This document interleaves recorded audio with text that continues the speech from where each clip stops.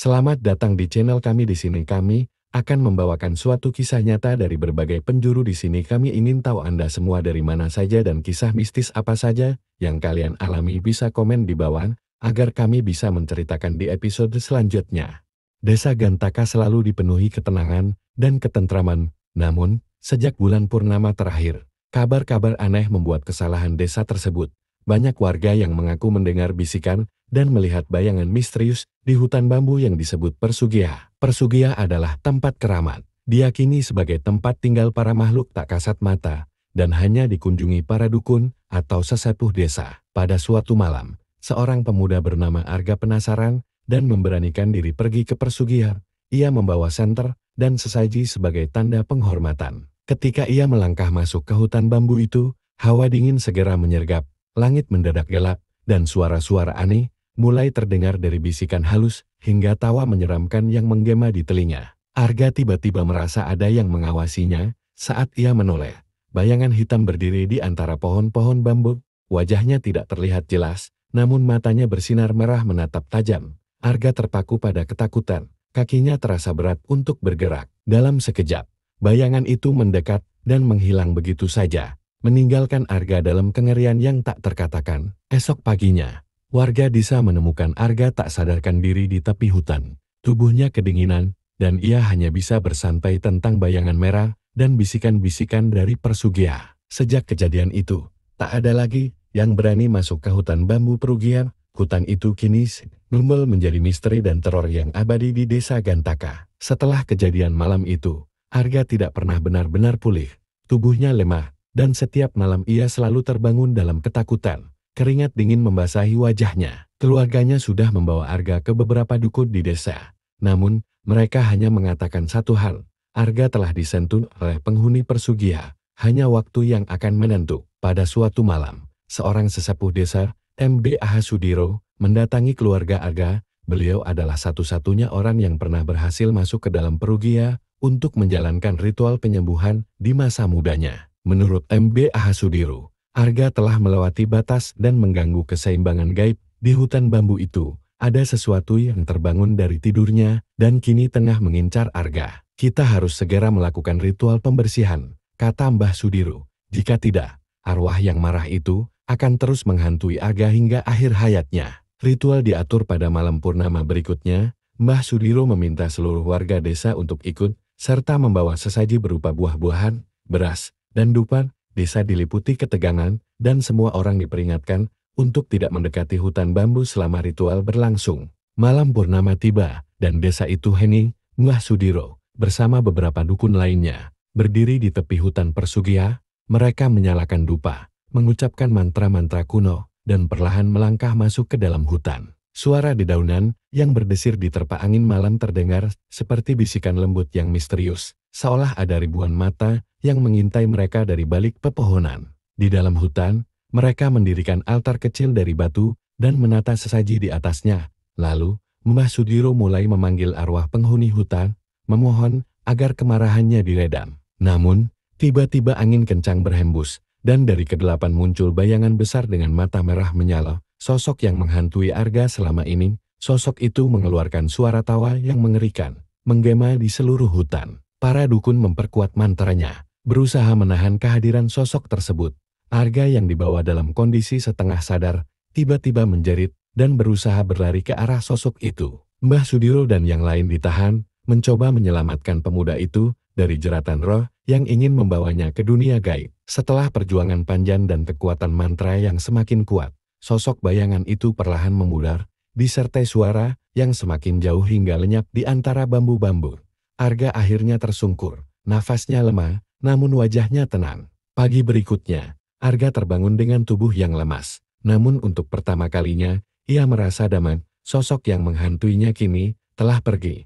Namun peringatan Mbah Sudiro bergema di desa, menandakan bahwa hutan Persugia harus tetap dihormati. Sejak malam itu, tidak ada lagi yang berani mendekati Persugia, dan bayangan merah di antara bambu-bambu hutan pul kembali menjadi legenda, menunggu siapapun yang berani menembus batas-batasnya. Ketenangan mulai kembali di desa Gantaka, tetapi di balik itu, teror dari Persugia seolah belum sepenuhnya hilang. Arga perlahan pulih, meski tubuhnya sering terasa lemah, dan ia sering bermimpi tentang hutan bambu itu. Mimpi-mimpi itu selalu sama, ia berjalan sendirian di antara bambu, mengikuti bayangan yang tak dikenal, hingga ia merasa seolah ada sesuatu yang ingin ia temukan. Namun, setiap kali ia mendekat, bayangan itu menghilang, meninggalkan perasaan dingin di hatinya. Suatu malam, seorang anak kecil bernama Sari menghilang setelah bermain di tepi hutan. Keluarganya panik, dan para warga segera berkumpul untuk mencarinya. Namun, tak seorang pun berani masuk terlalu jauh ke dalam persegia. Setelah peristiwa yang menimpa Arga,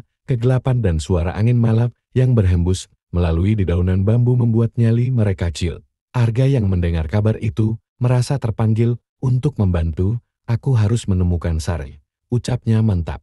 Meski rasa takut masih menggantung di hati, tanpa berpikir panjang, ia mengambil lentera dan pergi menuju hutan Persugia bersama Mbah Sudiro yang menemaninya. Mereka berdua berjalan memasuki kegelapan hutan, langkah mereka pelan, namun mantap. Di tengah perjalanan, terdengar suara lirih seorang anak kecil, suara yang menciptakan nama Arga. "Tolong, aku di sini," bisikan itu terdengar lemah. Arga segera menyampaikan sumber suara itu, dan semakin dalam ia melangkah, hutan Persugia semakin terasa mencekam. Mbah Sudiro tiba-tiba menghentikan langkah Arga. "Jangan terlalu percaya dengan suara itu," bisik Mbah Sudiro. Persugia sering memancing manusia dengan suara yang mereka kenal, tapi tidak selalu itu suara yang nyata. Arga memikirkannya, namun ia merasa suara itu memang benar suara Sari. Ia mempercepat langkahnya, dan akhirnya sampai di suatu area hutan yang penuh dengan sesaji-sesaji lama, sisa-sisa dari ritual-ritual yang mungkin telah berlangsung puluhan tahun. Di sana, di antara tumpukan sesaji, ia melihat Sari duduk dengan wajah pucat dan pandangan kosong. Namun, saat ia mendekat, Sari tersenyum aneh, senyum yang membuat Arga merinding. "Kamu datang lagi," bisiknya pelan. Namun kali ini suaranya bukan suara Sari. Suara itu berat dan dingin, seperti berasal dari seseorang yang jauh lebih tua. Mata Sari menatap Arga, tapi seolah bukan dia yang menatap. Mbah Sudiro segera melangkah maju, menarik Arga mundur. "Ini bukan Sari, ini roh tua yang mencari wadah baru," bisik Mbah Sudiro sambil mengeluarkan sebuah jimat dan menaruhnya di atas kepala Sari. Dalam sekejap, mata Sari menutup, dan ia jatuh ke pelukan Arga dalam keadaan tak sadarkan diri. Suasana kembali mencekam. Bayangan hitam dengan mata merah menyala kembali muncul di antara bambu-bambu. Kali ini lebih besar dan lebih menyeramkan. Sosok itu tampak marah, seolah tak rela mangsanya direbut. Ia bergerak maju, mendekati mereka sambil mengeluarkan suara berderak seperti bambu yang patah. Mbah Sudiro mengucapkan mantra kuat, membakar dupa yang ia bawa, hingga bayangan itu mulai memudar. Namun, sebelum sosok itu benar-benar hilang, ia menatap Arga dengan tajam, seolah memberikan peringatan terakhir. "Jangan kembali ke sini lagi, atau aku akan menjemputmu," bisik suara itu, menggema di antara hutan bambu yang gelap. Arga, Mbah Sudiro, dan Sari berhasil keluar dari Persugia dengan selamat. Tetapi trauma itu tidak mudah hilang. Arga menyadari bahwa Persugia takkan pernah membiarkannya pergi sepenuhnya, seolah ikatan gaib telah terbentuk antara mereka. Dan kini, ia tahu, bayangan itu akan selalu menunggu mencari celah untuk muncul kembali dalam hidupnya. Sejak malam itu, Arga tak pernah lagi bermimpi tentang Persugia. Namun, di setiap bayangan malam yang ia lihat di sudut matanya, ia tahu sosok itu masih mengintai, menunggu saat yang tepat untuk meneror hidupnya sekali lagi. Setelah kejadian malam itu, Arga merasakan keanehan di dalam dirinya. Ia merasa ada sesuatu yang mengawasinya di setiap sudut desa, seolah bayangan dari Perugia masih melekat erat pada dirinya. Namun, ia tidak menceritakan hal ini pada siapapun. Arga hanya berusaha menjalani hidupnya seperti biasa, berharap teror itu akan hilang seiring berjalannya waktu. Namun, malam demi malam, bayangan hitam itu terus menghantui pikiran. Suara-suara bisikan lirih terdengar. Dan setiap kali ia memperlihatkan pantulan dirinya di cermin, ia merasakan kehadiran sesuatu yang mengintai dari balik bayangannya sendiri. Semakin lama, Arga sadar bahwa Persugia telah menandainya, mengikatnya dalam suatu takdir yang sulit ia pahami. Suatu malam, Arga tidak dapat menahan diri lagi. Ia memberanikan diri untuk berdiskusi dengan Mbah Sudiro, berharap sesepuh itu bisa memberikan jawaban. Ketika Arga mengetuk pintu rumah Mbah Sudiro, pintu terbuka perlahan, dan suara sarak Mbah Sudiro terdengar dari dalam. "Aku tahu kau akan datang, Arga," kata Mbah Sudiro. "Persugia telah memilihmu Kau adalah penghubung antara dunia kita dan dunia mereka. Arga tertegun, tidak mengerti maksud kata-kata itu. Apa maksudnya, Noah? Apakah aku akan selalu dihantui oleh mereka? Mbah Sudiro melihatnya dengan serius. Persugia adalah tempat yang ditempati oleh roh-roh kuno. Mereka jarang berinteraksi dengan manusia. Namun ketika seseorang memasuki wilayah mereka dan mengganggu keseimbangan, mereka menandai orang itu. Kau bukan hanya melewati batas, Arga, kau telah menjadi bagian dari persugihan. Sejak malam itu, kehidupan Arga berubah.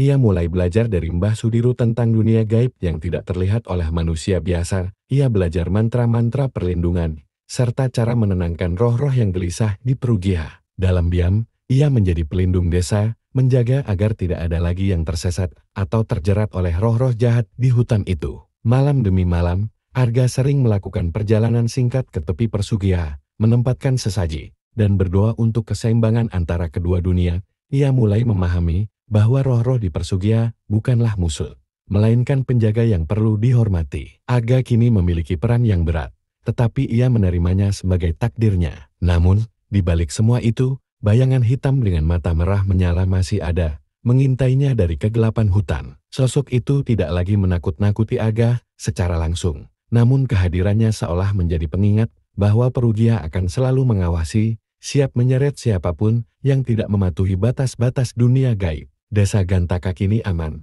berkat pengorbanan dan keberanian Arga. Namun, bagi Arga, setiap langkah yang ia ambil selalu dibayangi oleh kekuatan gaib yang tak terlihat. Dia tahu, suatu hari nanti, dia mungkin harus kembali ke Perugia untuk menghadapinya secara langsung. Hingga saat itu tiba, Arga menjalani hidupnya dengan penuh kewaspadaan, menjaga desa dari bahaya-bahaya tak kasat mata, dan menjaga setiap rahasia yang tersembunyi di balik hutan Persugia.